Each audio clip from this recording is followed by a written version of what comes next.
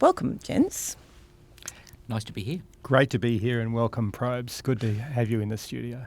It's great. David, let's talk brass tacks. What exactly is Labor proposing to do to the planned Stage 3 tax cuts, and how much detail do we have at this point? We've got a fair amount of detail because sooner or later they had to put the cards on the table and say this is the fight, and that's what they've done this week after a lot of argy-bargy. Basically, there's a tax plan costing $324 billion over a decade, but let's just focus on the next year. It's worth about $21 billion in the first year of these Stage 3 tax cuts. They've taken money away from people earning above $150,000, and they've used that same money to give bigger tax cuts to people on lower amounts. And so that means that somebody on the average wage, around 70 grand, actually gets a bigger tax cut under the Labor proposal. So this is a total shifting of the political debate about who deserves a tax cut. It infuriates the coalition because it means amending something that's been iconic for the Liberals for 5 years since this tax plan in its original form was unveiled in early 2019. According to the government's estimates, 11.5 million people will get a bigger tax cut under Labor's version of the Stage 3 tax plan. According to the coalition, there's more than 1 million people who will be worse off under the Labor changes. It's clear to see that there are more winners than losers, but at the same time, it involves a broken election promise, and so it's very difficult for Anthony Albanese as Prime Minister to manage the personal impact of this on him. So basically, I'm sure they won't use this word, but it's a redistribution of funds between taking away from the higher income earners, they're getting less of a tax cut, and middle and lower income earners will get more of a tax cut. Probes, what's your sense of whether or not voters will punish Albanese for the broken promise aspect? Well, first of all, it's undoubtedly a broken promise and a big one. There's been ample opportunity over the years to reconsider this. They've balked at every opportunity, and there's been some big opportunities. But it can be both a broken promise and the right thing to do, but that is double-edged. You might have voters, and you will have voters who are temporarily at least, relieved to be getting more tax relief.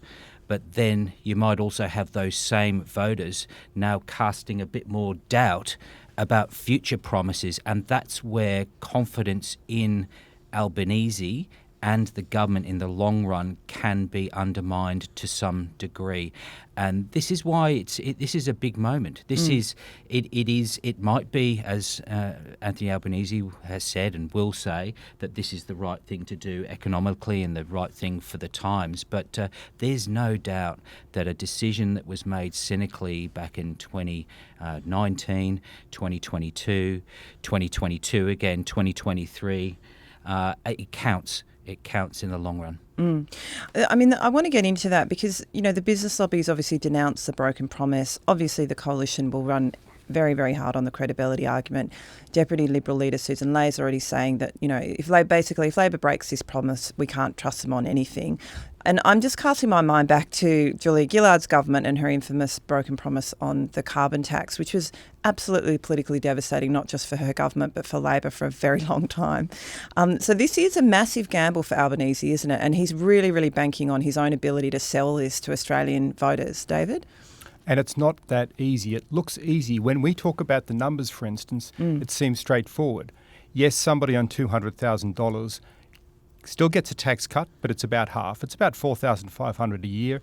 Under the coalition, it was going to be $9,000. The really important thing for Labor is that they defined the middle ground very broadly. Somebody on $100,000 a year, they'll gain $2,100 a year in a tax cut. Now, that's much more than they were promised under the coalition. It's about $800 more. They're better off. But what we see with broken promises, as the Julia Gillard example showed, is that it drags on and it's very much about personal credibility. So there's a personal cost for Anthony Albanese, and I don't think anybody should sort of wave it away. I mean, do we have any idea how long these were in contemplation? It seems that, particularly during the election campaign, Albanese was on the record so many times with quite strident, strong language saying absolutely no change. I think he said, "My word is my bond." As you say, more recently, the language has been a little bit more equivocal. Do we know how long the tax cuts or the changes were in contemplation?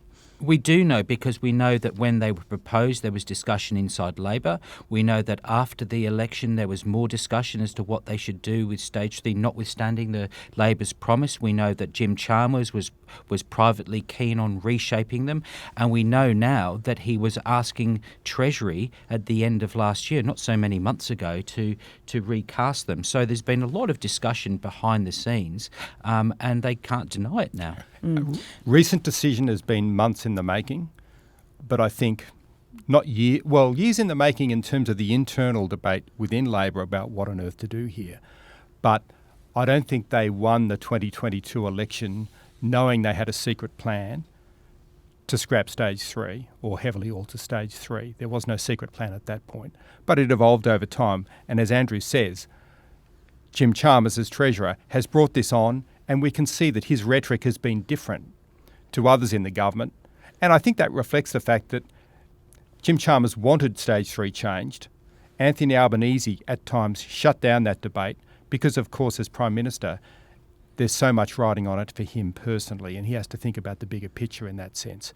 That was the dynamic for pretty much all of last year. But from December onwards, things got much more serious, and you could see the government was in such strife because they did not have a clear new answer for people in the middle of the income range on cost of living. Now they do. Probes, there was actually quite a good case, wasn't there, for the Stage 3 tax cuts in their original form. They were handing back bracket creep, and in Australia, high income earners do bear a particularly high tax burden compared to other OECD countries. Are we going to see anyone now make the case that those high income earners actually did always deserve that tax cut and that was good policy? I think that would be foolish to expect anyone to launch that argument. But I mean, on tax, on bracket creep is something that tax economists, even politicians and Treasury have been worried about. They're always worried about it because bracket creep is ever present, and I think studies by tax economists were saying that Stage 3 largely undid the bracket creep of the past 8 years. Now, what we're expecting over the next few days and weeks is for the opposition, perhaps with support of some economists, saying that there's a black hole between the cost of these tax cuts and the revenue that they generate. The black hole being somewhere in the order of $10 billion. Now, the question for the government will be whether this black hole A exists, and B, because there is expectation that black hole is filled by bracket creep, and that is people going from one tax bracket to the next as their incomes rise. Yeah, and one of the things that came up earlier here was, what is the coalition going to do? And there has been the suggestion that they would oppose this totally and roll it back and restore the original Stage 3. And what's interesting is it hasn't even taken 36, 48 hours for the coalition to realise, hang on a minute, whatever you do, don't talk about rollback, because the coalition will not go to the next election saying we're going to restore these really generous tax cuts for somebody on $200,000 and take money away from somebody on $100,000, let alone $50,000. So that's not the plan. For a brief moment, David, it looked like they were. Yeah, Susan Lee, the Liberal deputy leader, said absolutely, restore the original Stage 3. That's just been squashed. That won't be said again, because it's clear that the politics mean the coalition has to look at this very, very carefully and not go to the election promising to scrap a middle income earner's tax cut. So I want to talk about that. The Stage 3 tax cuts, or all of the tax cuts, were very much part of Scott Morrison's legacy. They were started under Malcolm Turnbull, but he, of course, was Malcolm Turnbull's Treasurer, and then he became the Prime Minister. This week, the former Prime Minister, Scott Morrison, said goodbye to Parliament. He announced his retirement from politics. His prime ministership was really beset by huge external events. He had bushfires, he had a pandemic, and then he had a sort of huge controversy over sexism and inappropriate, even abusive behaviour, allegedly in Parliament House. So Probes, how will Morrison be remembered?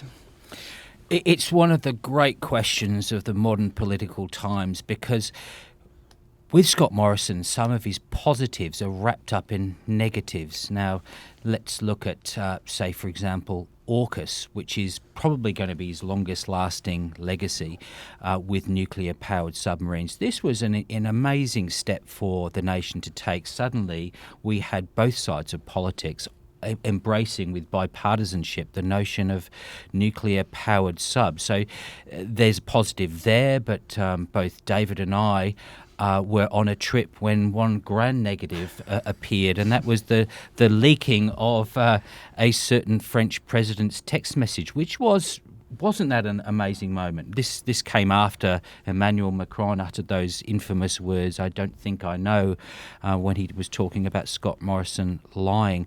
And Emmanuel Macron, in his own way, pointed to the problems that the broader Australian population had with Scott Morrison, and that was that many people didn't like him and that they didn't trust him. But when you look at Scott Morrison's legacy with regards to the pandemic, in the broad, Australia did really well. And one of the reasons it did really well was because Scott Morrison took a then bold and extraordinary decision to close the borders to China. I know that we're all scarred by what happened in COVID. Lots of people died, lots of people were upset by the lockdowns, but that decision at the time was amazing. But it was the beginning of lots of amazing decisions. He's also going to be marked down in the long run for the secret ministries. That was an act of overreach that was hyper overreach. It's sort of the theme there is really this sense of lack of trust. A lot of voters didn't trust him, but he sort of displayed a lack of trust in his own ministry with the secret Even ministries. his best mate, Josh Frydenberg. Exactly, and His so that's roomie at the always the time. question about his legacy. And of course, one part of his legacy was tax cuts that were committed, that we're now re-examining, on the promise of a budget surplus that simply didn't happen. So on economic policy, that's always a question mark over his legacy. But in terms of the pandemic, a quick response on the borders, even with JobKeeper, which cost so much money and arguably went to some companies that didn't deserve it. All governments tend to overspend in a crisis. His government was no different. But when you look back at the pandemic, I think that's something where you've got to be a bit measured about Scott Morrison. Untrusted on so many things, disliked on so many things, responded poorly, I think, still, to the question of culture in Parliament after Brittany Higgins made her allegations. A lot of questions about how he ran the country, and yet he can point to getting through the pandemic in the broad as something that's not a bad legacy. And I think a bit of a measured assessment is sometimes needed. There was a bit of push and pull with the New South Wales and Victorian premiers, but I mean these were difficult times. And let's not forget, Scott Morrison was prepared to sign away $140 billion on JobKeeper. It ended up being about 70. Too slow on vaccines. I mean, it's not a race. Things that he has said, "I don't hold a hose, mate. It's not a race." These are now part of everyday political language. I mean, if somebody said them now, people would know you're having a crack at Scott Morrison. They're infamous quotes in a sense. And being too slow on the vaccines was a terrible thing. And I think it'll take some time for people to have a more measured assessment where they say, okay, well, look, good things, bad things. How do you total it all up?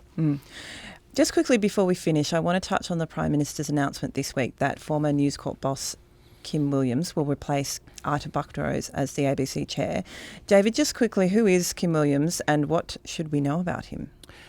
I think the key things to know about Kim Williams is that he's a Renaissance. He really is a Renaissance person. He's a composer. He's a man of the arts. He's run arts organisations and he's run media companies. Music Aviva chair, active in all kinds of arts, but also at one point he was the chief executive of News Corp Australia. He was also running Sky and Foxtel, I think, at that time. So he left News Corp, and I find it still very interesting to this day that he basically had a culture clash within News Corp when he left about a decade ago. He infuriated some people. and he could not sort of meld with the culture of the tabloid news editors. He wanted to take the company in a different direction. That wasn't where the Murdochs wanted to go. He left. So although he's got that News Corp experience, it wasn't always a happy experience with Rupert Murdoch. And he's going to be a very interesting appointment at the ABC. One of his first remarks was about the importance of journalism without bias. And I do think that there are real challenges for the ABC in handling what are sort of blithely, breezily called the culture wars, really questions about what do journalists do on social media, the Antoinette Lattouf case, how do they manage their newsroom. I think he does have a background that brings some discipline to some of those questions, but he also has a history that shows falling out with people, and he can rub people up the wrong way. Probes, just quickly, what do you think? Because it is a very torrid time for the national broadcaster, particularly over their coverage of the Gaza war, the sacking of journalist Antoinette Lattouf, about posts that she made about the Gaza-Israel conflict. Will Williams be able to provide the stability required and steer the national broadcaster through this very, very tricky period? Look, I want to be very cautious about what I say about the ABC for my own personal reasons. I mean, obviously, I had a pretty torrid time last year with what happened to me, which is still quite scarring. But I will say this: I've never seen the ABC at a lower ebb. I think that there is a crisis of confidence in management, and I think that some of the challenges that Kim Williams might have had at News Corp are similar, but in a different fashion. That there is a culture there that might be quite resistant to some of the changes that he anticipates, wanting to pursue perhaps. But I think that ABC needs to get back to basics. It needs to remember its core functions. It needs to start loving its audience again and respecting its audience again, rather than chasing an audience that might never be there. Because that is the nature of modern media. Modern media is changing. And that is really, really important. Respecting the people you've already got more will be fundamental to the renaissance of the ABC. And I think that starts with some of the key marquee programs like the 7pm News, which has just been dying on the vine, unloved by the ABC for some time. And I will leave it there. Well, let's see and let's hope that Kim Williams is the person to turn the ship around. And Probes, we're really happy that you're in the Nines table, and we're really happy that you were able to come on our podcast. I hope it's the first time but not the last. Thank you both very much for the talk. Very interesting and informative, and we'll see you again soon. Thanks, Cheers. guys.